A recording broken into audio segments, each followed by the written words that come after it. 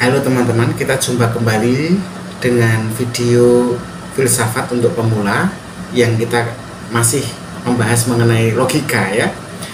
Kalau kemarin kita membahas tentang bagaimana cara membangun argumen yang kuat, kali ini kita agak membahas yang lebih kompleks ya.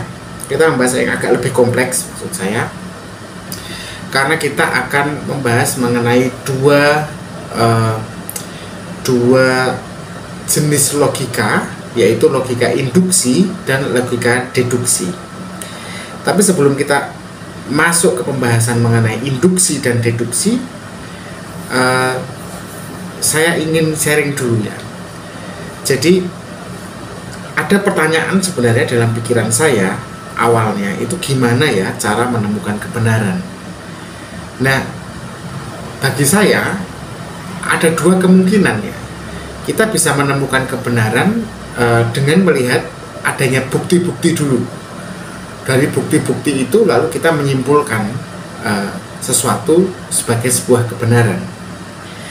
Tapi ternyata ada juga yang kita bahkan tidak perlu bukti. Kita cukup pakai logika yang jelas sejak awal, baru kemudian dicari bukti-buktinya gitu. Nah, dalam dunia logika memang hal itu terjadi ya. Ada dua cara yang sering digunakan untuk menemukan kebenaran, yang nanti dinamakan sebagai induksi dan deduksi. Keduanya itu alat berpikir yang kuat teman-teman, yang sangat kuat bahkan.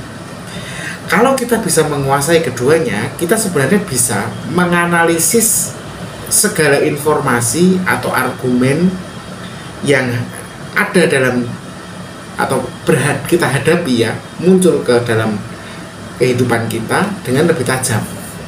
Sehingga dengan begitu kita tidak akan mudah tertipu oleh hoax, apalagi argumen-argumen yang menyesatkan, yang sangat mengandung logical fallacy gitu. Nah, mari kita pelajari.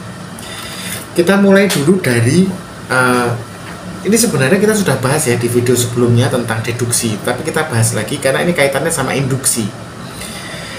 Kita bahas lagi apa itu deduksi. Deduksi itu singkatnya sebenarnya menemukan kebenaran dari aturan yang umum kan? Jadi ada yang umum kemudian yang khusus. Jadi deduksi itu adalah cara berpikir dari umum ke khusus, dari yang general ke yang spesifik. Kita mulainya dari aturan yang besar dulu, yang utama dulu. Sudah kita ketahui sebagai sebuah pernyataan umum ya. Dari situ kemudian kita tarik kesimpulannya secara spesifik dari sana. Misalnya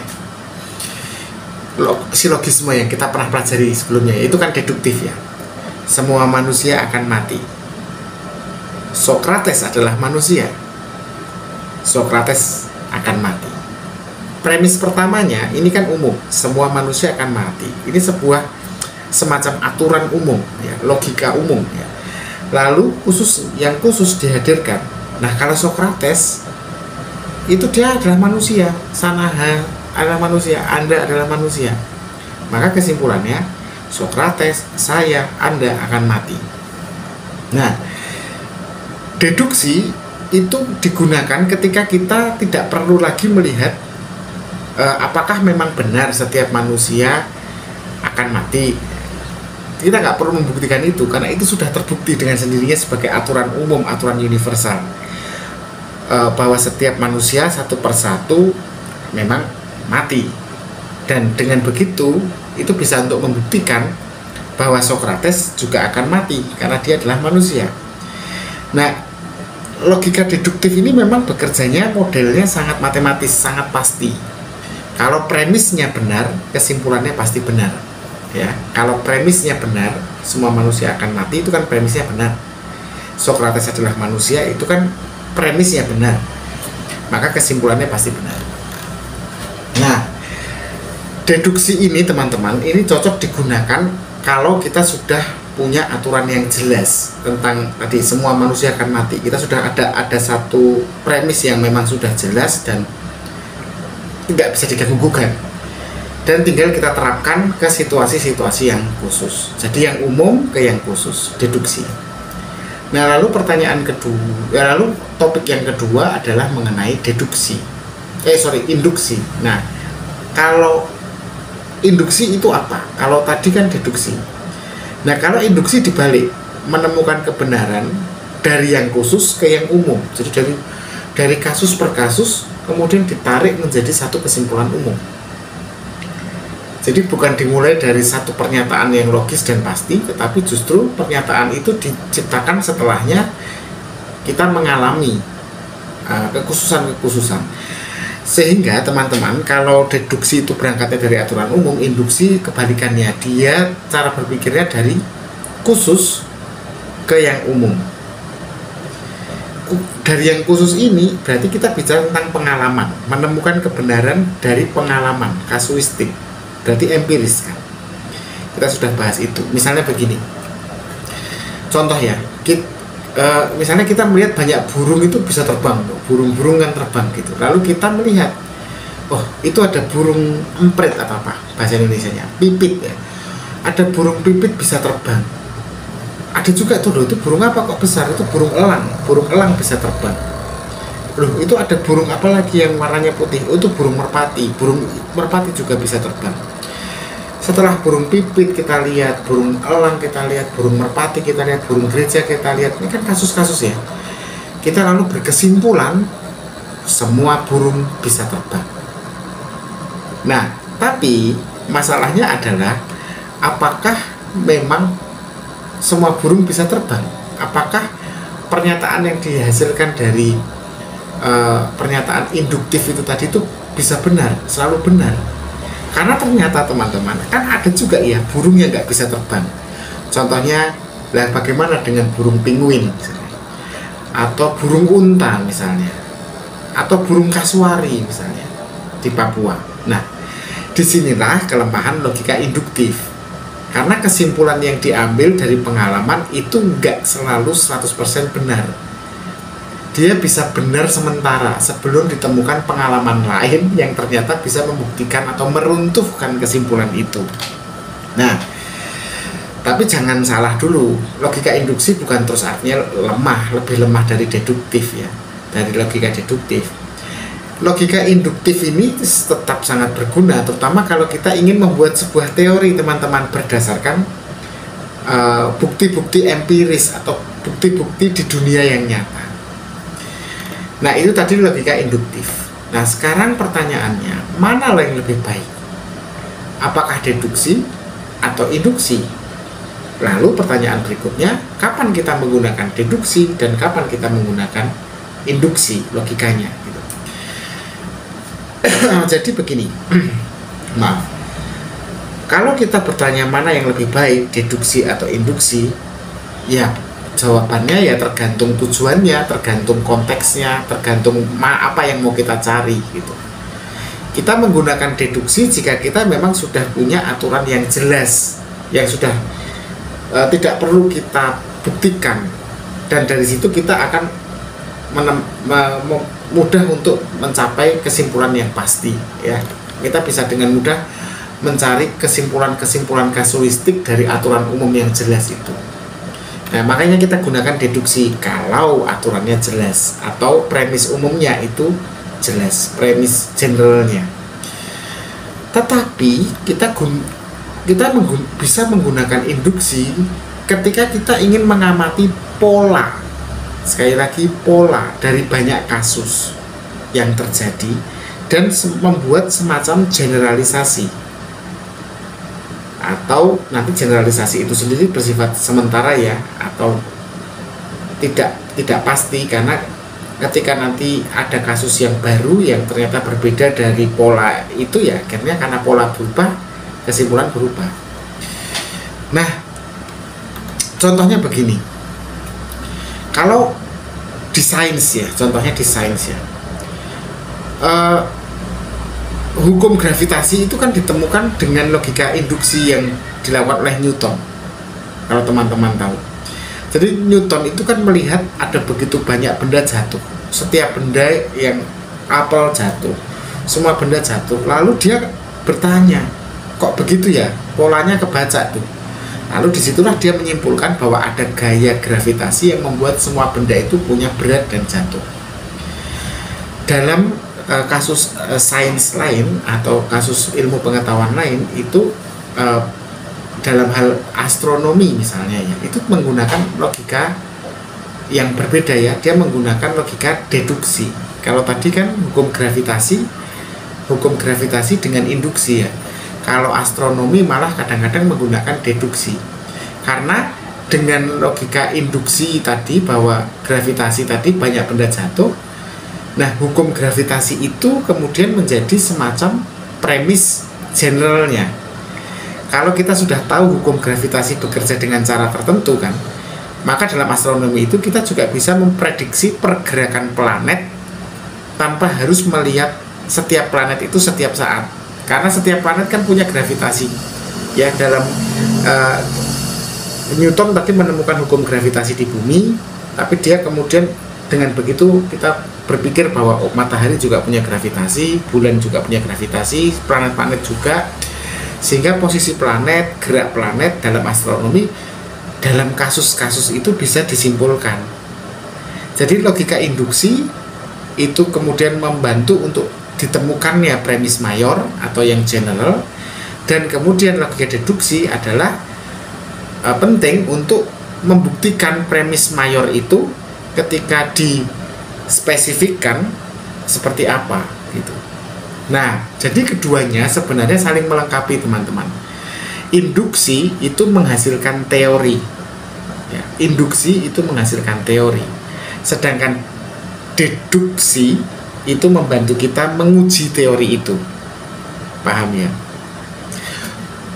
Saya ulangi ya, hukum gravitasi tadi ditemukan dengan induksi kan, dimana Newton melihat begitu banyak kasus-kasus khusus kemudian mengeneralisir.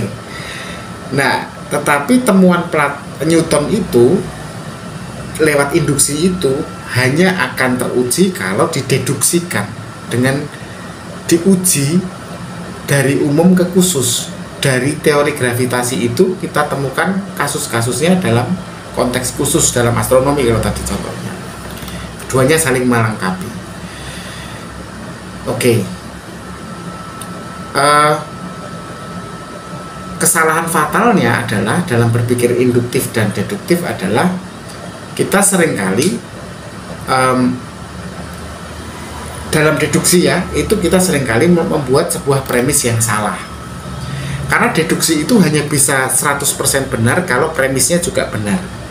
Tapi kalau premisnya salah, kesimpulannya pasti salah.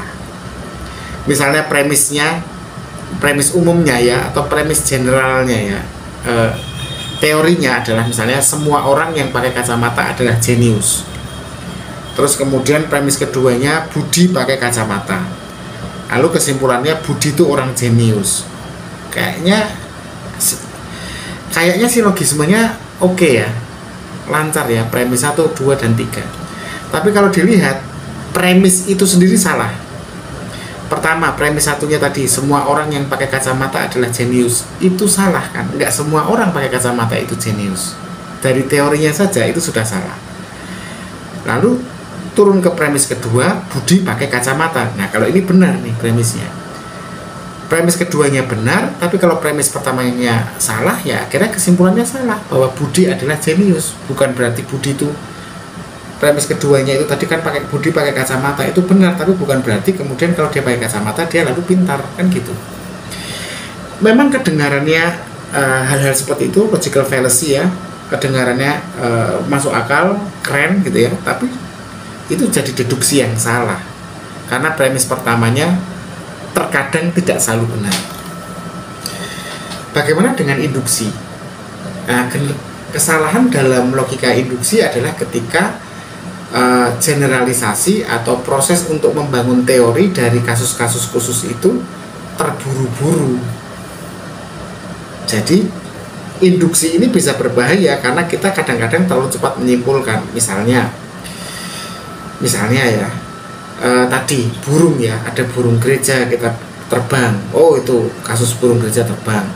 Ada burung apa tadi, elang terbang, burung gereja terbang, burung pipit terbang. burung hantu terbang, lalu kita buru-buru menyimpulkan bahwa semua burung itu terbang. Kita tidak melihat dengan hati-hati bahwa ada burung penguin yang tidak terbang, burung unta yang tidak terbang, contohnya itu tadi. Tapi kita juga bisa pakai contoh yang kedua, misalnya begini. Saya bertemu dua orang dari negara X. Katakanlah saya bertemu dari negara X, ada warga negara X yang kebetulan mereka tidak ramah. Jadi saya bertemu dua orang dari negara X dan mereka tidak ramah. Kemudian kesimpulannya, jadi semua orang dari negara X tidak ramah. Padahal saya hanya ketemu dua orang. Saya terburu-buru mengeneralisir bahwa semua orang dari negara X itu pasti kasar, pasti tidak ramah. Padahal saya hanya ketemu dua orang. Berarti kan generalisasi saya terburu-buru. Nah, kita seringkali kelemahannya dalam induktif, dalam logika induktif adalah menarik kesimpulan dari data yang terlalu sedikit. Maka dalam logika induktif itu semakin banyak data, semakin banyak kasus, semakin kuat kesimpulan teoritisnya. Maka teman-teman dalam berpikir logis itu memang harus hati-hati sekali. Apalagi dalam menggunakan logika deduksi tadi dan logika induksi. Kalau deduksi premisnya harus benar, kalau induksi jangan terburu-buru. Nah, jadi itu telah teman-teman. Untuk menemukan kebenaran kita sudah tahu ya, tadi sudah kita bahas ada dua metode utama, deduksi dan induksi. Nah, deduksi itu kalau menarik kesimpulan dari aturan yang sudah ada, premis mayornya ya, yang general teorinya. Kalau induksi mengamati pola dari data yang ada untuk membuat kesimpulan yang baru.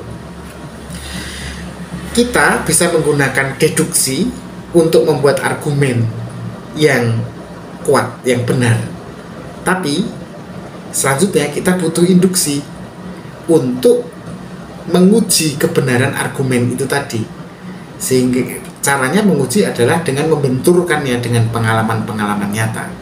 Kalau kita pakai keduanya bersamaan, keduanya dengan baik ya, dengan urut ya, kita bisa jadi pemikir yang tajam, sehingga tidak mudah ditipu, sehingga tidak mudah menjadi sesat.